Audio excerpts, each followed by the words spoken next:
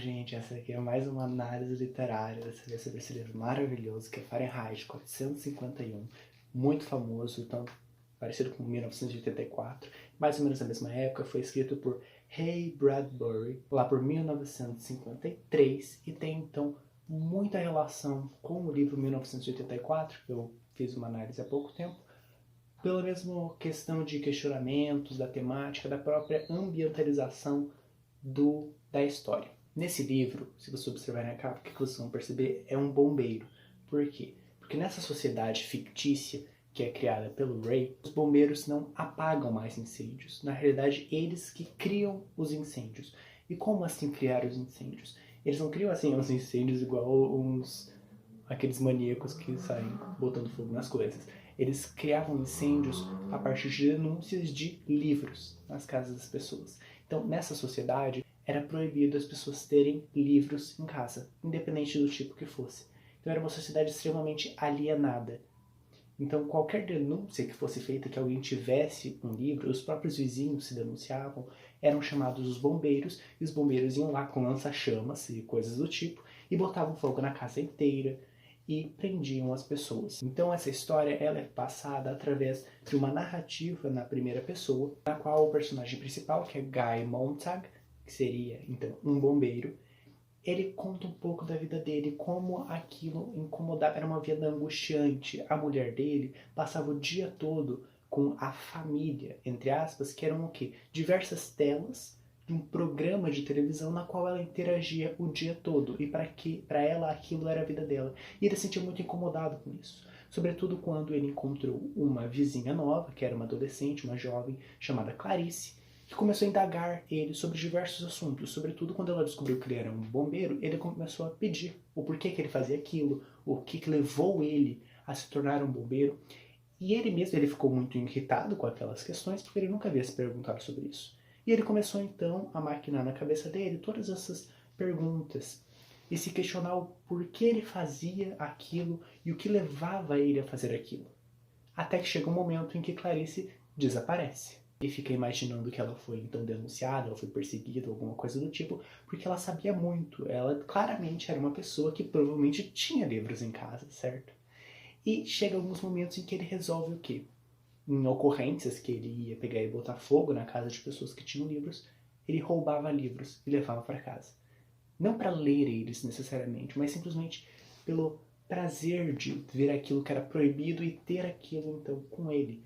Porque para ele não fazia muito sentido por que livros eram proibidos, o que havia de tão ruim com livros assim.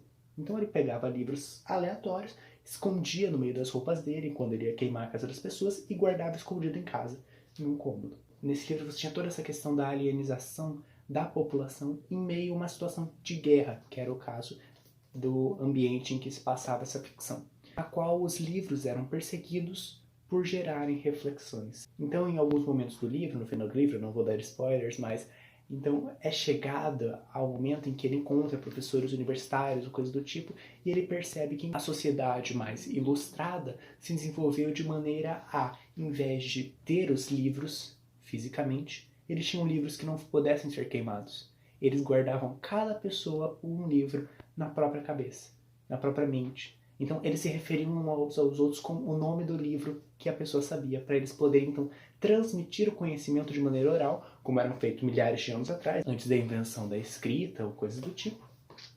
E dessa maneira então você chega que você percebe que a sociedade estava evoluindo para conseguir contornar essa barreira que era a proibição de livros. Então, essa ficção feita pelo Ray, ela foi feita pensando em diversas ocorrências na sociedade da época, como os nazistas que queimavam toda a produção literária dos judeus, os socialistas que queimaram todos os livros que fossem contra a doutrina que eles defendiam, ou pensando no Brasil, eu suponho que o escritor não esteja pensado nisso, mas pensando na sociedade brasileira, você teve como exemplo Vargas, que queimou toda um monte de literatura judia, comunista, dentre outras. Inclusive, há um relato, por exemplo, do Jorge Amado, que era um escritor brasileiro e era do Partido Comunista, que teve todos os seus livros, ele é um grande escritor da nossa literatura, todos os seus livros queimados em praça pública pelo Getúlio Vargas. Então, esse processo de censura, na época, acontecia por quê? Por conta de um apoderamento de uma minoria, que no caso os nazistas eram uma minoria na Alemanha, os socialistas eram uma minoria, provavelmente, na União Soviética, e mesmo no Brasil os fascistas, que depois foram representados em partes pela política varguista, se apoderavam do poder estatal e a partir disso queimavam a produção literária de todos que eram contra o pensamento vigente. Então nesse livro é ilustrada uma situação na qual você não teve então uma minoria que subiu ao poder e impôs autoritariamente contra todos que contrariassem eles.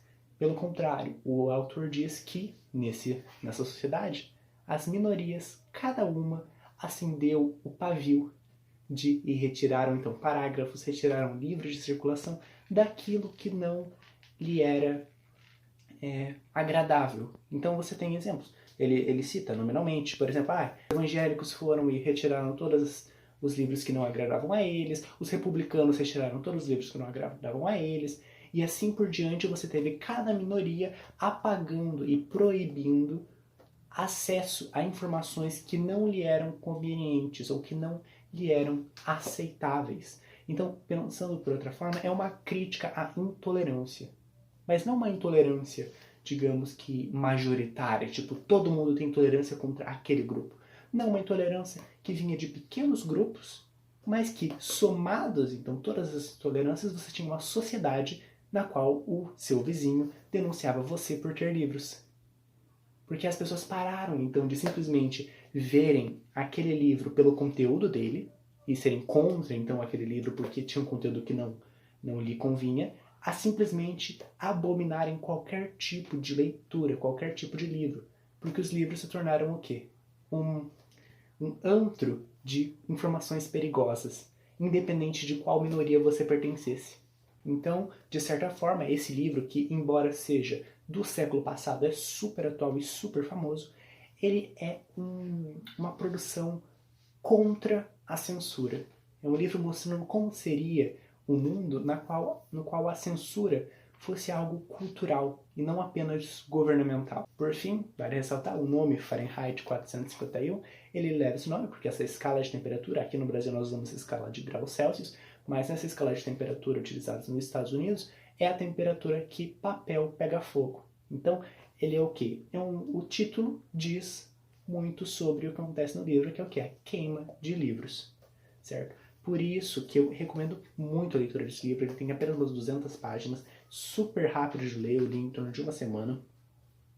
A leitura, justamente por ser uma ficção em primeira pessoa, a leitura é muito fácil, você consegue entrar na cabeça do Montag e ter os pensamentos que ele estava tendo, sentir a angústia que ele tinha ao fazer aquelas reflexões sobre o porquê ele fazia o que ele fazia, certo? Se vocês gostaram dessa análise literária, curtam, comentem o que vocês acharam de semelhança com 1984, a questão da nova língua que eu falei, ou com outros livros com crítica a esses aspectos autoritários da essência humana, digamos assim, que foram muito evidenciados com o fascismo, o socialismo e outras ditaduras do século passado e que, inclusive, estão, digamos que, sendo renovadas e revigoradas na atualidade, infelizmente. E por isso ele é uma forma de nós relembrarmos na cabeça de quem não viveu essa época, como eu mesmo, o quão necessária é a luta pela liberdade e pela tolerância, que é basicamente isso que é pregado. É para isso que serve esse livro, é para isso que serve 1984, para lembrar-nos sobre como o autoritarismo pode ser muito chamativo quando ele é contra aqueles que você não gosta, mas que ele pode perfeitamente se virar contra você. Que é o exemplo desse livro. Cada um pegou e censurou aquilo que não gostava. No final, tudo era censurado, porque todo mundo tinha alguma coisa que não gostava e tudo não era gostado por alguém, certo? É justamente o quê? O ápice da intolerância. Por isso, leiam esse livro e mandem essa análise para todo mundo que vocês acharem que vão se interessar sobre essa reflexão.